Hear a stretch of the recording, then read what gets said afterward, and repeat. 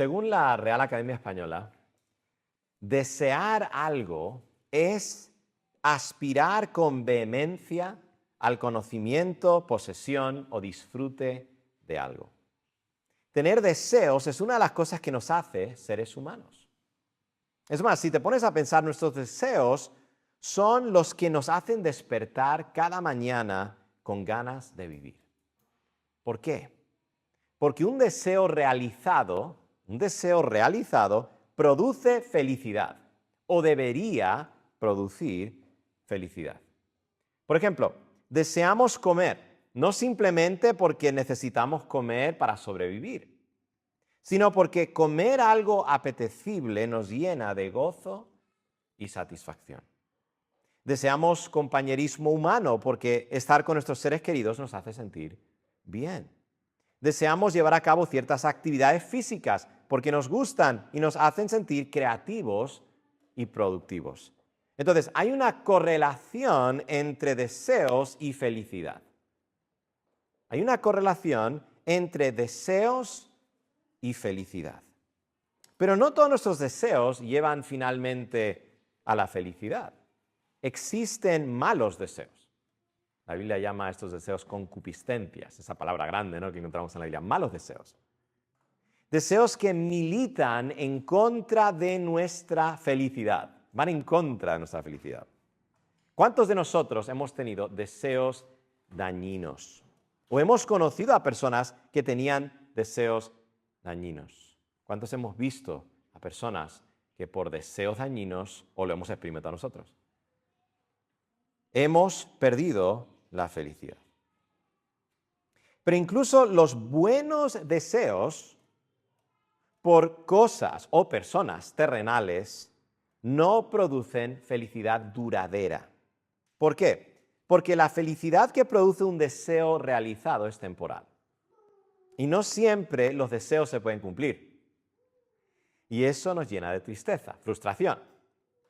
Hay un solo deseo que tiene el poder para hacernos verdaderamente y eternamente felices. Esas dos palabras son claves.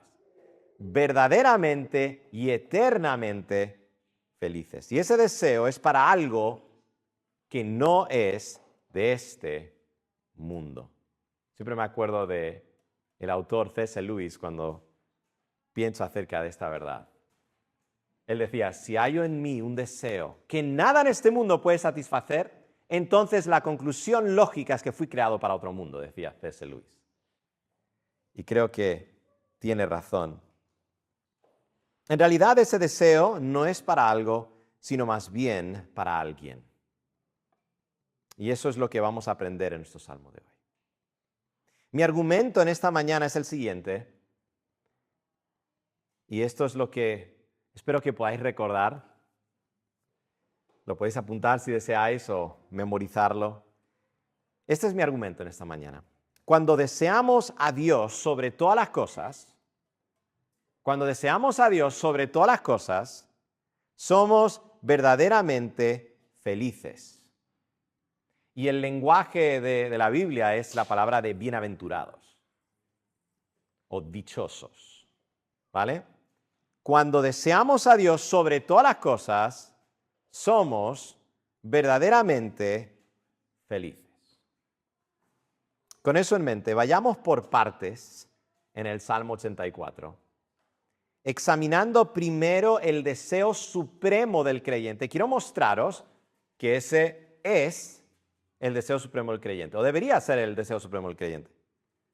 Y luego vamos a hablar de la felicidad del creyente, porque hemos dicho que el deseo y la felicidad, o los deseos y la felicidad van de la mano, ¿vale? O están interrelacionados. Así que vamos a hablar primero, número 1, acerca del deseo supremo del creyente. Número 1, este es el primer punto, el deseo supremo del creyente. Y esto lo vemos en los primeros 2 versículos del Salmo 84. Dice así, este es el lenguaje de deseo, hermanos. Claramente es el lenguaje de deseo. Me encantan los salmos. A mí me encantan los salmos. Porque no están escritos de una manera indiferente, sino que vemos pasión, vemos sentimientos reales. Mira esto. Cuán amables son tus moradas, oh Jehová de los ejércitos.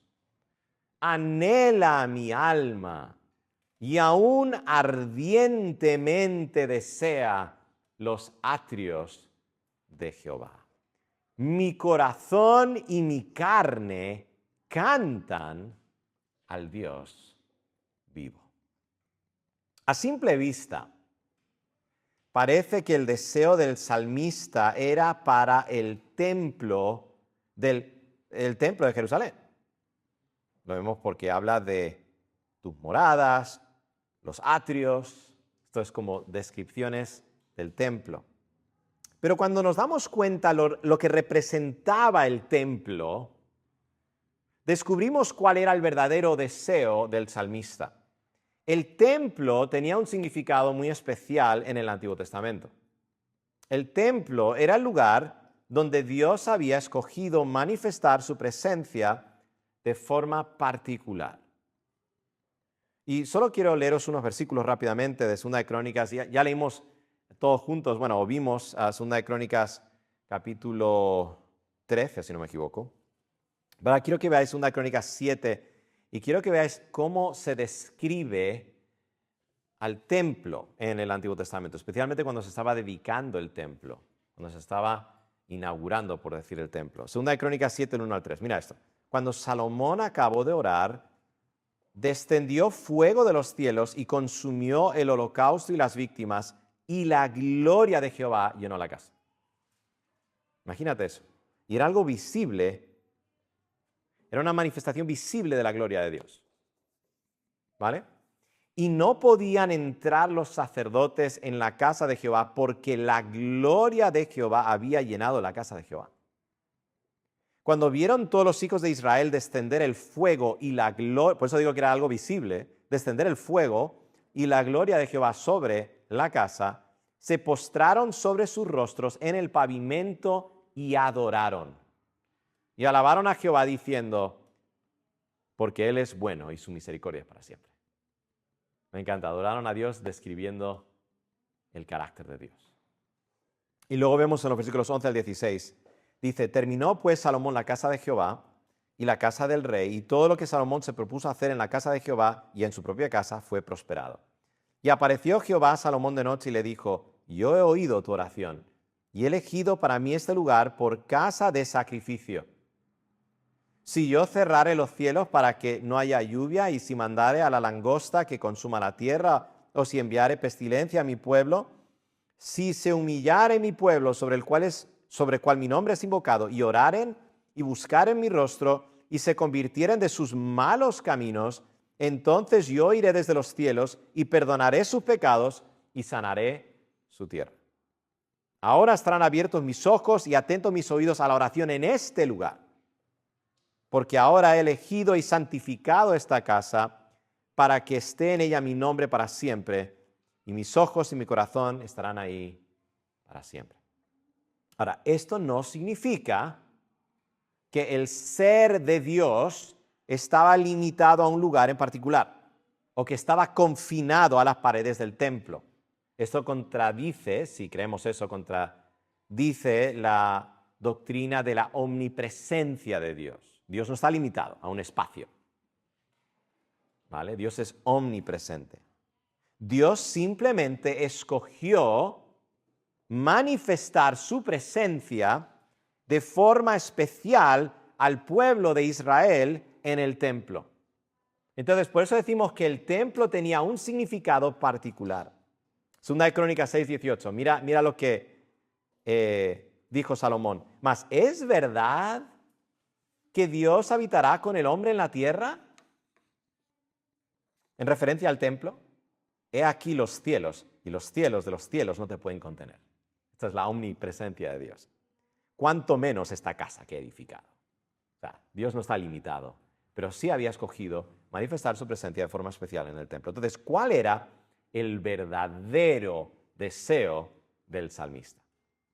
No el templo en sí, No es que estaba enamorado de la arquitectura y del oro y todos los materiales que se usaron para edificar el templo, que era hermoso, sin duda alguna.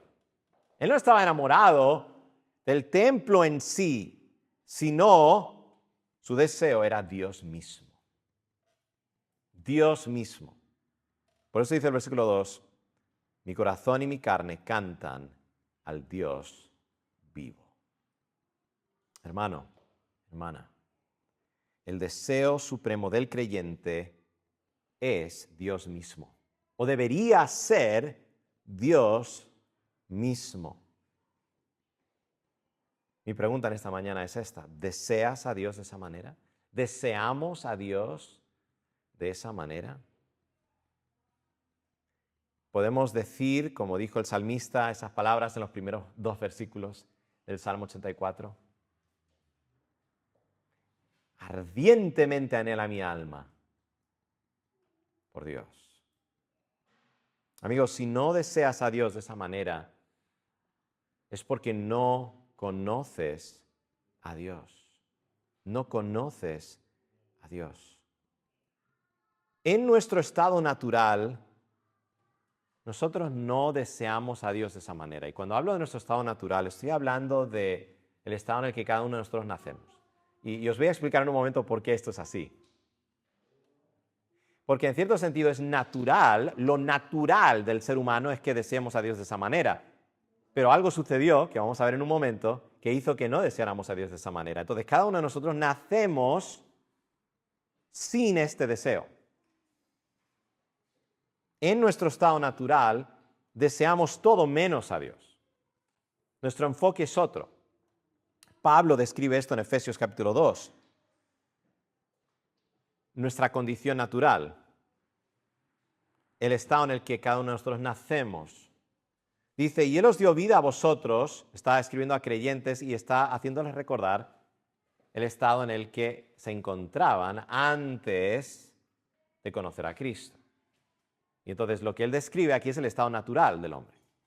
Dice, y Él os dio vida a vosotros cuando estabais muertos en vuestros delitos y pecados, en los cuales anduvisteis en otro tiempo, siguiendo la corriente de este mundo, conforme al príncipe de la potestad del aire, eso es Satanás, el espíritu que ahora opera en los hijos de desobediencia, entre los cuales también todos nosotros vivimos en otro tiempo. Y ahí se incluye a sí mismo Pablo, ¿no? Todos nosotros vivimos de esta manera en otro tiempo. ¿Y cuáles eran los deseos? Para Dios, ¿qué dice? En los deseos de nuestra carne. Estos son concupiscencias, deseos malvados, en los deseos de nuestra carne, haciendo la voluntad de la carne y de los pensamientos. Y éramos por naturaleza hijos de ira, lo mismo que los demás, haciendo los deseos de nuestra carne, lo que nosotros queremos. Y estos deseos de la carne son contrarios a los deseos de Dios y para Dios. Entonces, para desear a Dios, como el salmista describe, debe haber una transformación interna que la Biblia llama el nuevo nacimiento o la regeneración. Tiene que haber una cirugía que Dios hace en nuestros corazones que nos permite, una vez más, como Dios nos creó, desear a Dios, como deberíamos. Y esto lo vemos en Tito 3, del 5 al 7. Dice, nos salvó no por obras de justicia que nosotros hubiéramos hecho, sino por su misericordia, por el lavamiento de la regeneración.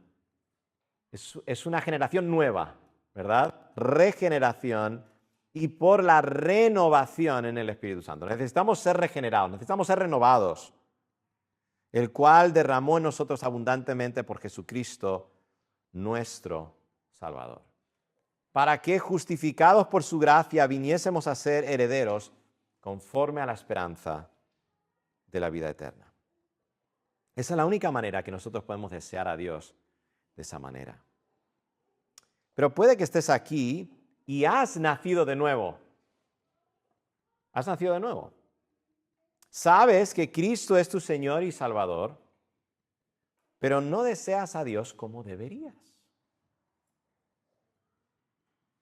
La pregunta para ti sería, ¿cómo puedo desear a Dios más? ¿Cómo puedo crecer en mi deseo para Dios? ¿Cómo podemos desear a Dios más? Y la respuesta que vemos en la Biblia y en los Salmos, y en particular en el Salmo 84, es que debemos crecer en nuestro conocimiento de Dios, como creyentes.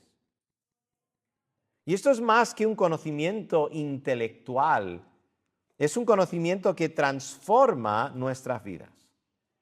Nuestro conocimiento de Dios está directamente relacionado con nuestro deseo para Dios. Nuestro conocimiento de Dios está directamente relacionado con nuestro deseo para Dios. Y esto lo puedo explicar de esta manera. El salmista deseaba adorar a Dios, deseaba a Dios mismo porque le conocía a Dios. Y conocía a Dios porque le deseaba. Ambas son verdaderas. En otras palabras, su deseo para Dios era porque conocía a Dios. Y cuanto más conocía a Dios, más le deseaba. Y es igual con nosotros. Cuanto más conocemos a Dios, más le deseamos. Y quiero que observemos simplemente el conocimiento que tenía el salmista de Dios. Y lo vemos en el lenguaje que usa. Por ejemplo, 4 veces el salmista llama a Dios Jehová de los ejércitos. Esto es un reconocimiento del poder de Dios. Jehová de los ejércitos es una descripción de Jehová como el que es el capitán de las huestes celestiales. El que tiene todo poder, tiene todo dominio y protege a su pueblo. Jehová de los ejércitos. El salmista llama a Dios el Dios vivo. Él entiende que el Dios a quien él adora es diferente que los dioses de las naciones paganas. A diferencia de esos dioses que son simplemente fabricaciones humanas, creaciones humanas, el Dios a quien adora el salmista es el Dios vivo. El salmista llama a Dios el Dios de Jacob. Y al llamarle el Dios de Jacob, y esto es en el versículo 8, él reconoce que Dios ha decidido entrar en una relación de pacto con su pueblo. Porque Dios estableció un pacto con Abraham y lo confirmó con Isaac y lo confirmó con Jacob, a quien Dios cambió su nombre a Israel. Y el salmista entiende que Dios escucha sus oraciones. Esto lo vemos en los versículos 8 al 9. Él tiene un conocimiento real de Dios. Y es ese conocimiento de Dios que hace que anhele a Dios. Y su anhelo a Dios hace que él vaya en busca de Dios para conocerle más. Entonces es posible que crezcamos en nuestro conocimiento de Dios. Y al hacerlo es posible que crezcamos en nuestro deseo para Dios. Así que, ¿qué estamos haciendo nosotros intencionalmente para conocer a Dios más? Para tener una relación mayor con Dios. ¿Qué pasos estamos tomando para que eso suceda? Yo creo que si cualquiera de nosotros tenemos un hobby o tenemos algo que nos gusta hacer, cuanto más profundizamos en ese hobby o en esa actividad, más nos gusta. Yo, por ejemplo, llevo desde la niñez con una gran afición, una gran pasión por la música, por el canto, en especial la ópera. A mí me encanta la ópera, desde muy pequeño, era un niño un poquito raro, ¿no? Escuchando ópera. Pero yo puedo pasar mucho tiempo viendo vídeos de cantantes y analizando cada aspecto de sus voces. Y sí, esto me hace glorificar a Dios, por supuesto, porque sé que es Dios quien les ha dado ese don. Pero es un deseo que va creciendo cuanto más aprendo acerca de ello. Y seguramente vosotros podéis describir lo mismo que yo, pero con lo que a vosotros os gusta. Pero si esas cosas son gloriosas y son preciosas, cosas que Dios nos permite disfrutar, puede ser la comida, puede ser la música, puede ser alguna actividad física, correr, algún deporte, ¿cuánto más Dios? Pero, ¿por qué es que nosotros pensamos que podemos desear a Dios más sin conocerle más? Es imposible. Tenemos que seguir creciendo en nuestro conocimiento de Dios. Y tenemos a nuestra disposición medios para conocer a Dios. Uno de ellos es lo que estamos haciendo ahora mismo, congregarnos. Congregarnos con el pueblo de Dios para conocer más a Dios. Pero luego en nuestro día a día hay disciplinas que podemos llevar a cabo, como la lectura de la palabra de Dios, como la oración, como la meditación en la palabra de Dios, como la memorización, como pasar tiempo con otros hermanos, que hace que profundicemos más en nuestro conocimiento de Dios, y eso hará que nuestro deseo por Dios incremente. Entonces, si no deseamos a Dios como deberíamos y somos creyentes, tenemos que hacernos la pregunta, ¿por qué es así? ¿Por qué es eso así? El deseo supremo del creyente es Dios mismo, o debería ser Dios mismo. Pero lo que vemos en este salmo es que no solo es Dios el deseo supremo del creyente, sino que el deseo para Dios nos hace verdaderamente felices. El deseo para Dios nos hace verdaderamente felices. Y esto nos lleva al punto número 2. Y el punto número 2 es la felicidad del creyente. Ya hemos visto el deseo supremo del creyente. Quisiera terminar con la felicidad del creyente. ¿Qué hace realmente feliz al creyente? Bueno, la realización de su deseo supremo es lo que le hace realmente feliz.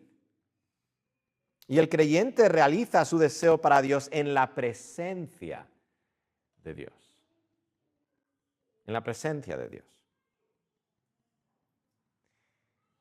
Y esto lo vemos en los versículos 3 al 4. Mira este lenguaje. Aún el gorrión halla casa, y la golondrina nido para sí, donde ponga sus polluelos. Cerca de tus altares, oh Jehová de los ejércitos, Rey mío y Dios mío. Bienaventurados los que habitan en tu casa, perpetuamente te alabarán. Aquí lo que vemos es el deseo del salmista de estar en la presencia de Dios. Ahora no olvidemos, en ese tiempo el templo representaba la presencia de Dios, la presencia manifiesta de Dios. Se podía experimentar, por decirlo de una manera, la presencia de Dios de una manera especial, particular, en el templo. Entonces, en lenguaje poético, aquí el salmista está diciendo, tengo celos de los pájaros que hacen sus nidos en el templo, porque están en el templo todo el tiempo. Tengo celos, un poquito, de los sacerdotes que están todo el día, todo el tiempo trabajando en el templo y alrededor del templo. ¿Cómo me gustaría ser como ellos? ¿Por qué? Porque mi felicidad está en la presencia de Dios. Ahí es donde hallo mi máxima felicidad. Ahí es donde mi deseo es realizado, en la presencia de Dios. Pero ¿por qué es esto así? ¿Por qué hallamos nuestra felicidad en la presencia de Dios? Bueno, porque fuimos creados para vivir gozosos en la presencia de Dios. Eso es lo que fuimos creados para hallar nuestra máxima satisfacción en Dios. Y la verdad es que nuestras almas están inquietas hasta que hallan su descanso en Dios. Esto lo dijo Agustín de Hipona, y es cierto. El ser humano está inquieto porque está buscando algo que nada en este mundo puede satisfacer excepto Dios. Porque fuimos creados para vivir gozosos en la presencia de Dios. Y cuando nosotros leemos los primeros capítulos de Génesis, vemos que Dios creó a nuestros primeros padres, les puso en un jardín del Edén, y lo que hacía del jardín del Edén tan glorioso, tan precioso, es que gozaban de comunión íntima con Dios, y dice la Biblia que Jehová Dios se paseaba en el huerto. Ahora, esto es un lenguaje antropomórfico, pero que da a entender que Dios tenía una comunión cercana con ellos en el jardín. Ellos gozaban de la presencia manifiesta de Dios en el jardín del Edén. Eso es lo que hacía que fuera tan glorioso. Eso es lo que hacía que esto fuera el paraíso. Dios, porque sin Dios no hubiese sido el paraíso. No hubiese sido el paraíso. Y por eso Génesis 3:8 dice, y oyeron la voz de Jehová Dios que se paseaba en el huerto. Esto es después de que pecaron, obviamente. Pero esto ya nos da a indicar cuál era la costumbre, cuál era la vida de ellos. Sin embargo, aunque fuimos creados para vivir gozosos en la presencia de Dios, por causa del pecado de nuestros primeros padres, en nuestro estado natural, ya no gozamos de la presencia manifiesta de Dios en nuestras vidas. Dios sigue siendo omnipresente, pero nosotros, en nuestro estado natural, el estado en el que nacemos, no gozamos de la presencia manifiesta de Dios en nuestras vidas. Y esto es así porque después de que Adán y Eva pecaron, fueron echados de la presencia de Dios. El paraíso se perdió. Y no olvidemos, el paraíso es paraíso por la presencia de Dios. Por eso dice en Génesis 3:24, esto es después de que pecaron, echó pues fuera al hombre. Fueron echados. Y puso al oriente del huerto de Edén querubines y una espada encendida que se revolvía por todos lados para guardar el camino del árbol de la vida.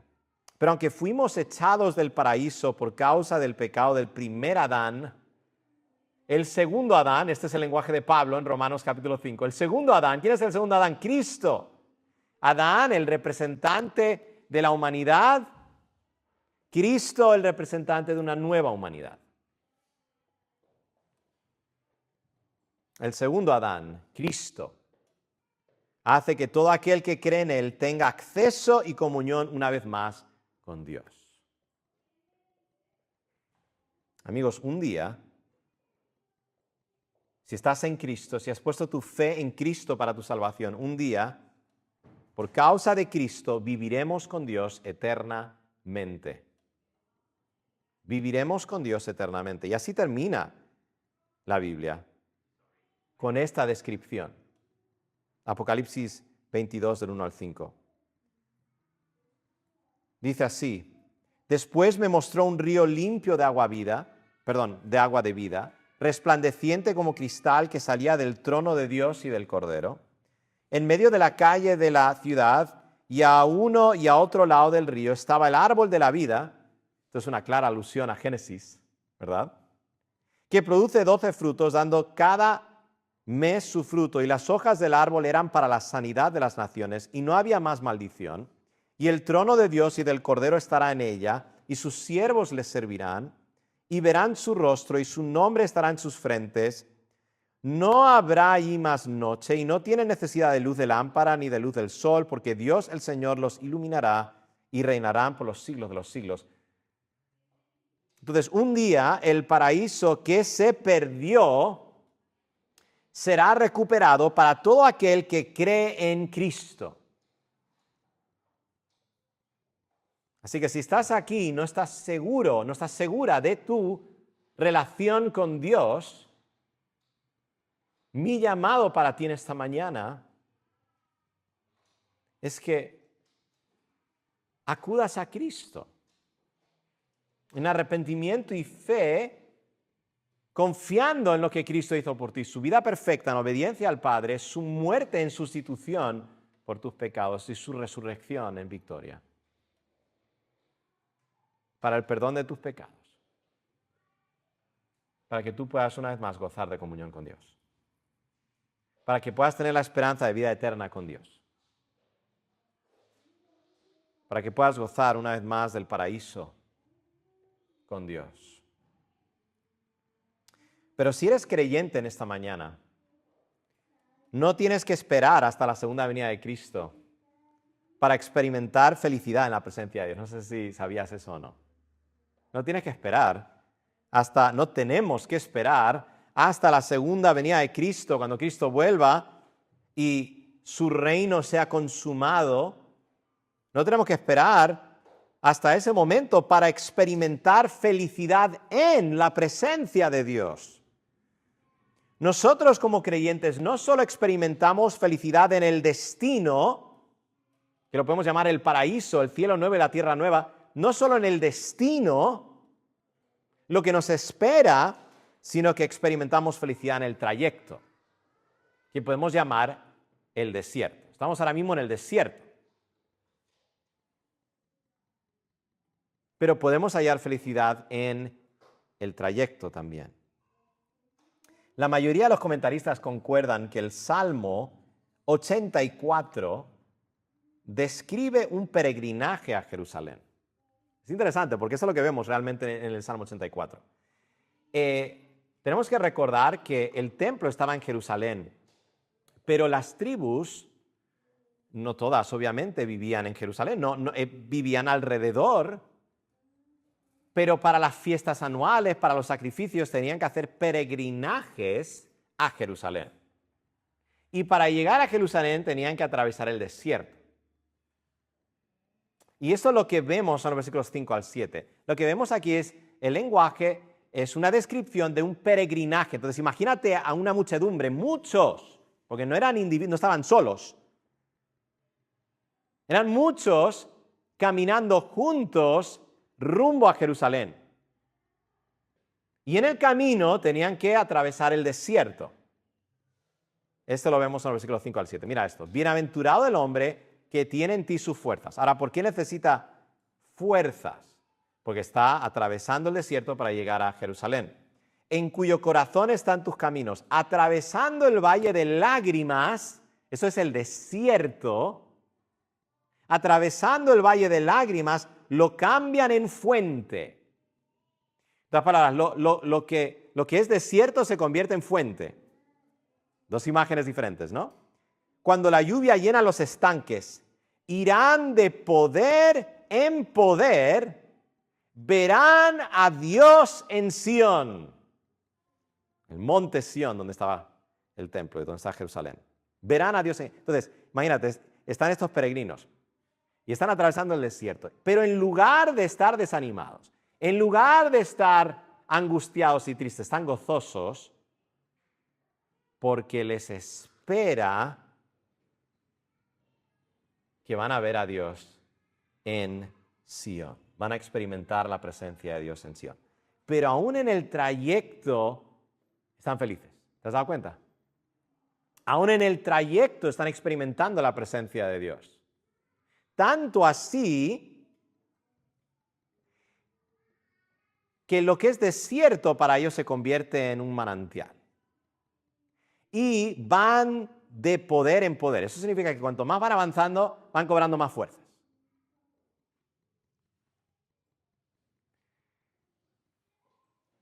Yo creo que cuando tienes ganas de llegar a un destino, por muy largo que sea el trayecto, cuanto más te vas acercando, más fuerza vas cobrando, ¿no? Ya falta menos, ya falta menos, ya falta menos. Eso es lo que está sucediendo aquí. Hermanos, esto es una buena analogía de lo que experimentamos como creyentes en este periodo transitorio, temporal, entre nuestra conversión, el momento que nos convertimos, y el cielo, el destino final. Estamos como en el desierto, pero aún en el desierto hay felicidad. Aún en el trayecto hay felicidad. Aún en este periodo temporal, transitorio, entre nuestra conversión y el cielo hay felicidad.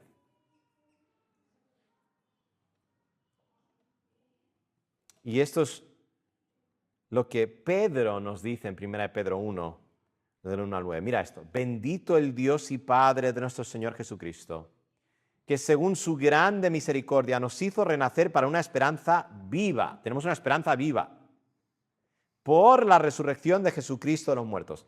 Y esta esperanza es por causa de la resurrección de Cristo, ¿vale? Mira, esto es lo que nos espera. Una herencia incorruptible, que no puede corromperse. Incontaminada, no puede contaminarse. E inmarcesible, no puede perder nunca su gloria. Esto es lo que significa inmarcesible. Reservada en los cielos para vosotros. Es nuestra. Ya la tenemos, está asegurada. Ha sido comprada ya, solo tenemos que poseerla. Que sois guardados por el poder de Dios mediante la fe para alcanzar la salvación que está preparada para ser manifestada en el tiempo posterior. O sea, esto ya es nuestro. Dios se va a asegurar de que lo obtengamos. Pero luego, ¿qué dice? En lo cual vosotros os alegráis. ¿Cuándo? En el presente.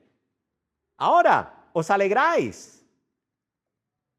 Aunque ahora por un poco tiempo, mira, por un poco de tiempo en comparación a lo que se nos viene, un poco de tiempo, si es necesario, esto habla de la voluntad soberana de Dios, esto entra en el plan de Dios, si es necesario, tengáis que ser afligidos en diversas pruebas. En el desierto es posible que experimentemos diversas pruebas, pero aún así nos alegramos en el trayecto, para que sometida a prueba vuestra fe, mucho más preciosa que el oro, el cual aunque perecedero se prueba con fuego, sea hallada en alabanza, gloria y honra cuando sea manifestado Jesucristo. En otras palabras, estas pruebas van a forjar nuestra fe y van a hacer que nuestra fe sea cada vez mayor. Dios está haciendo una obra en nosotros.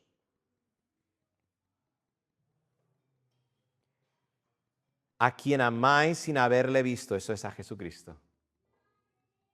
En quien creyendo, aunque ahora no lo veáis, os alegráis. Otra vez, esa misma palabra, os alegráis. Es una realidad presente, con gozo inefable y glorioso. Es casi como si la gloria del futuro la empezamos a experimentar ya en el presente.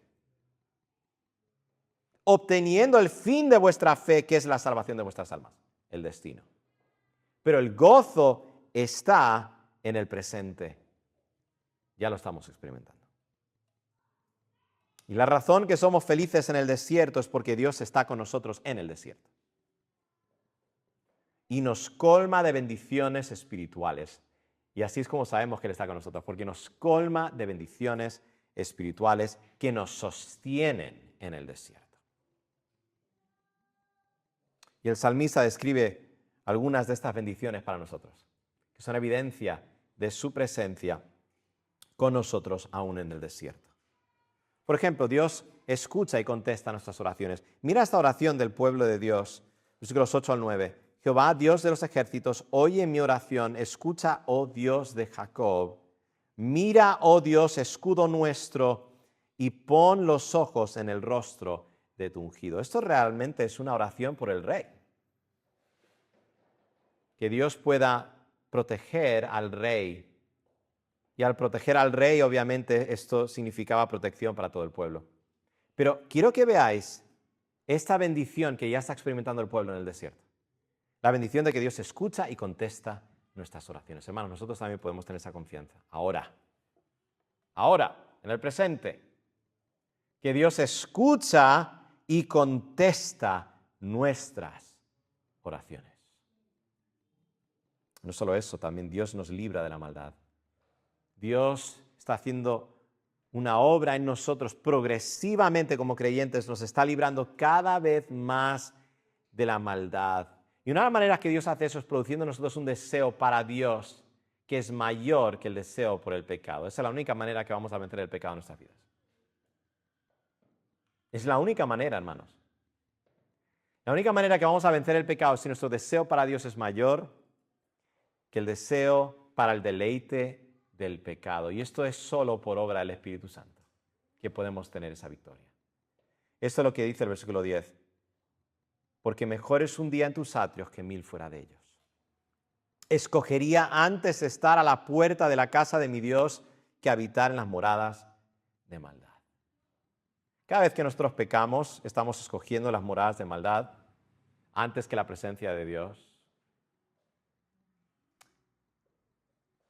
Y la única manera que podemos vencer el pecado en nuestras vidas es en dependencia total del Espíritu Santo de Dios y creciendo en nuestro conocimiento de Dios cada vez más, hasta que lleguemos al punto en que nosotros podemos decir de todo corazón que es mejor estar a la puerta de la casa de nuestro Dios. Y esto obviamente no estoy hablando de que tenemos que ir al templo, sino que esto es un lenguaje que describe la presencia manifiesta de Dios en nuestras vidas, comunión con Dios, intimidad con Dios, gozo y deleite en Dios.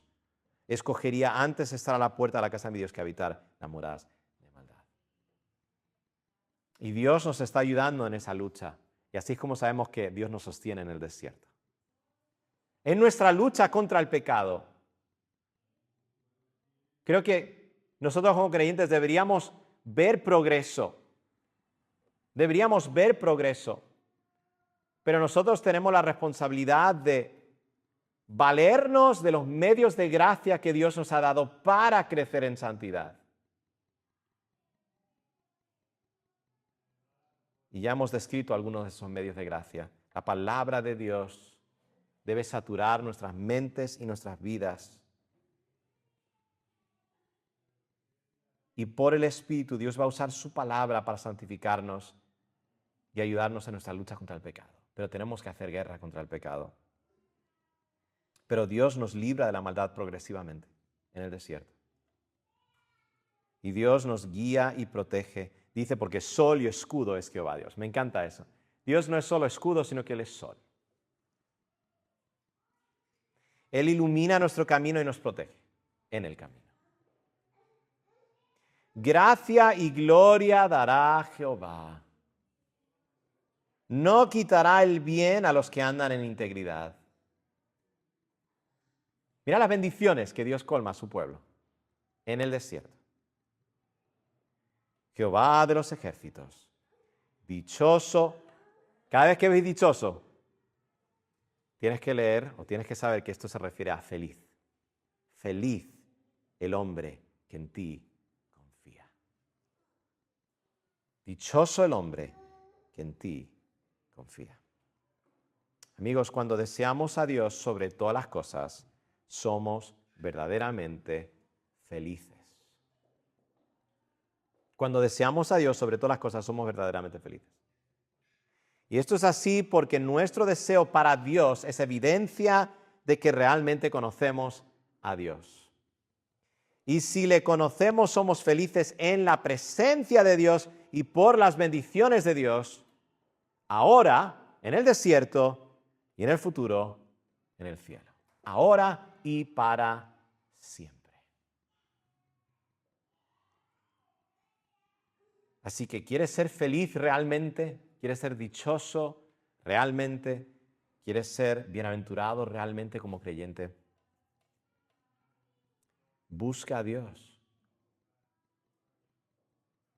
Porque cuando deseamos a Dios sobre todas las cosas, somos verdaderamente felices. Somos verdaderamente felices.